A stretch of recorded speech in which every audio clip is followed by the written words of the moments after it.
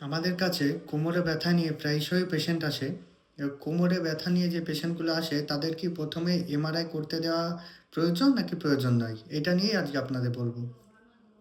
তো এমআরআই করতে দিতেই হবে প্রথম ব্যথা নিয়ে আসলে, তাহলে কি করে বুঝবো? কতগুলো ক্রাইটেরিয়া রয়েছে।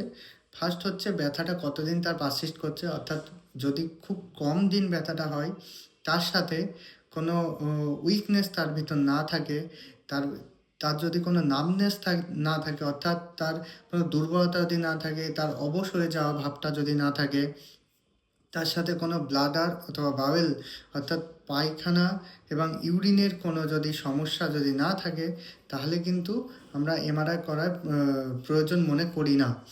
এবার তাহলে কি করে দেখতে হবে? তখন তাহলে আমরা একটা এক্স রে করে দেখে নিতে পারি যে তার কোমরে কন্ডিশন কী আছে। তাহলে এমআরআই কখন করব? ওই যে কথাগুলো বললাম, উইকনেস যদি তার থাকে, নামনেস থাকে, আর ব্লাডার আর বাওয়েল যদি কোনো সমস্যা হয়, তবে কিন্তু আমাদের এমআরআই প্রয়োজন হতে পারে।